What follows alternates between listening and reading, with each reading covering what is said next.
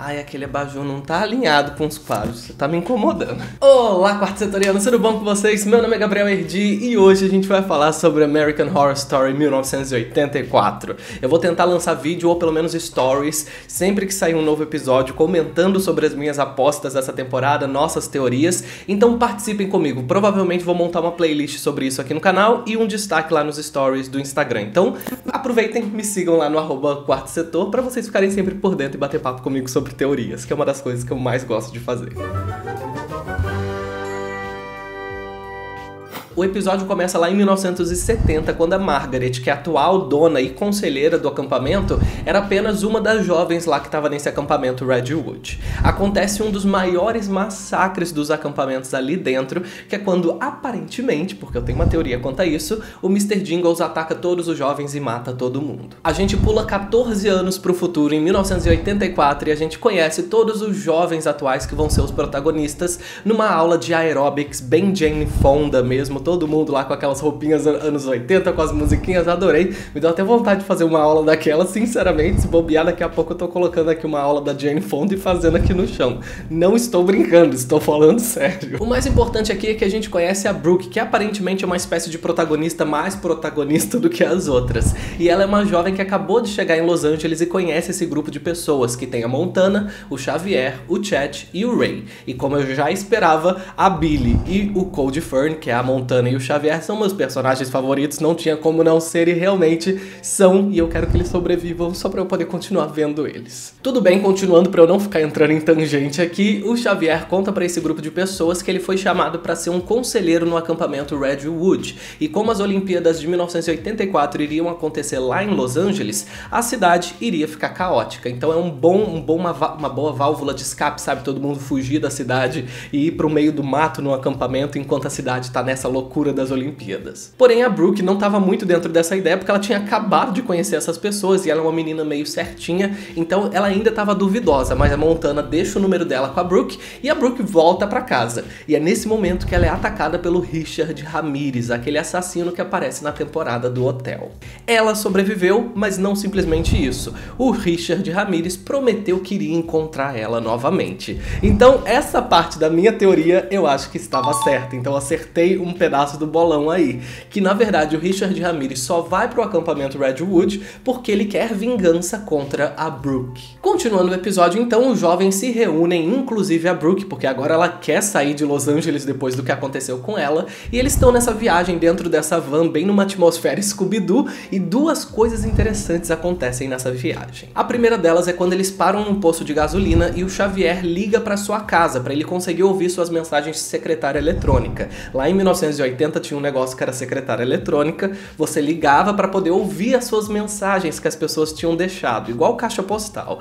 Acontece que quando ele liga para a secretária eletrônica da sua casa, tem uma mensagem de ameaça. Então aqui a gente já pode formular uma teoria do quê? Que o Xavier não saiu da cidade por causa das Olimpíadas, igual ele tinha dito para os outros, mas sim porque tem alguém ameaçando ele de alguma coisa que aconteceu. Então ele já tá escondendo um segredinho aí. E a segunda coisa importante que acontece nessa viagem é o momento em que eles atropelam um cara que estava fazendo trilha. Eu não sei se tem uma palavra para quem faz trilha, porque em inglês é hiker, só que em português é o quê? Trilheiro? Não sei. É um cara que estava fazendo trilha, eles atropelam esse cara, pega ele e leva até o acampamento Redwood. Já volto nesse ponto. Resumidamente, o que acontece quando eles chegam no acampamento Redwood é simplesmente, eles são apresentados as regras, a Margaret, que era uma jovem do acampamento antes e agora é uma conselheira, dona do lugar. A gente também conhece a enfermeira Rita, que eu particularmente achei que eu não fosse gostar, mas se tornou uma das minhas personagens favoritas dessa temporada até o momento. Enfim, chegamos naquele momento da fogueira em que a enfermeira Rita conta pra todo mundo sobre a história daquele lugar,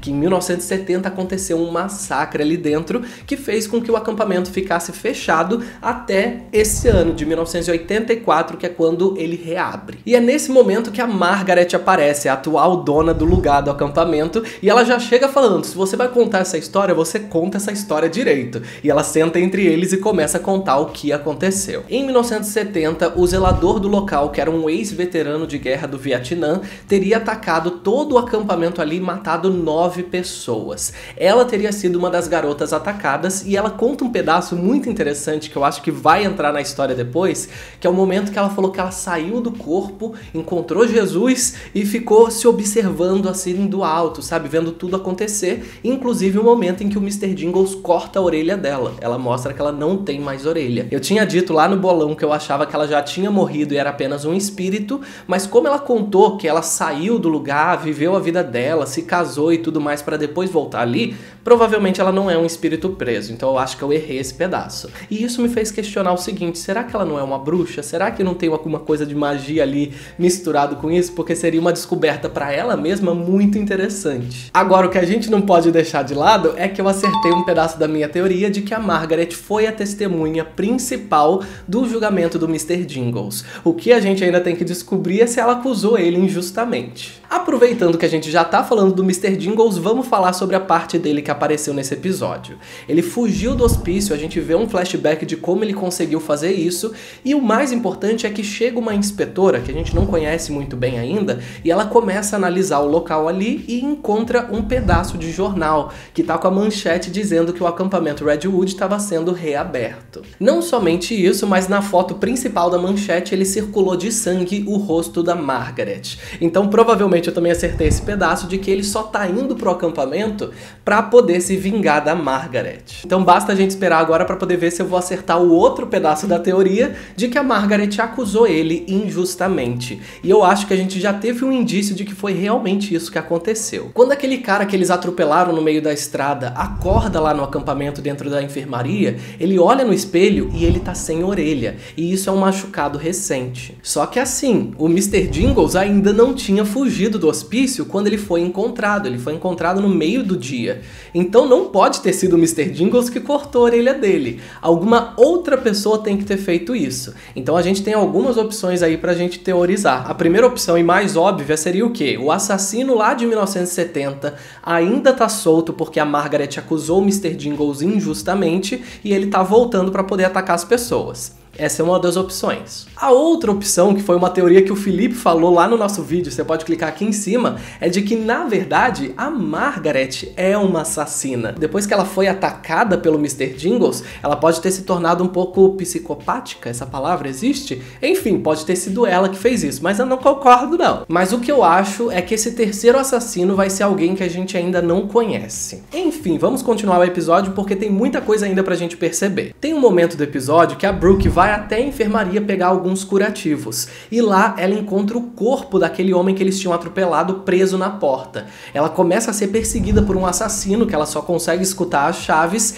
e ela deduz ser o Mr. Jingles. Quando ela consegue chegar no chalé completamente coberta de lama e chama todo mundo para ajudar ela, eles vão investigar lá na enfermaria e acontece que não tem ninguém. Sinal nenhum de um assassino, sinal nenhum de um corpo de alguém morto. Então todo mundo começa a acreditar que a Brooke tá meio louca da cabeça porque ela tinha sido atacada pelo Richard Ramirez. Só que aí que tá, quem aparece nesse momento? A Margaret. Ela aparece com a sua capa de chuva e eu não estou dizendo que ela foi assassina. Eu estou dizendo apenas agora que o seguinte, a Margaret retirou o corpo do cara ali de dentro porque ela quer que esse acampamento funcione. Ela não quer que a imagem do acampamento fique manchada novamente. Então, ela tá encobrindo as coisas que estão acontecendo. E eu acho que é exatamente isso que ela vai fazer ao longo da temporada inteira. Conforme as pessoas forem morrendo, ela vai pegando o corpo de todo mundo e escondendo, porque ela quer que esse acampamento dê certo. Quando o episódio vai terminar, um telefone começa a tocar, a Brooke vai lá pra atender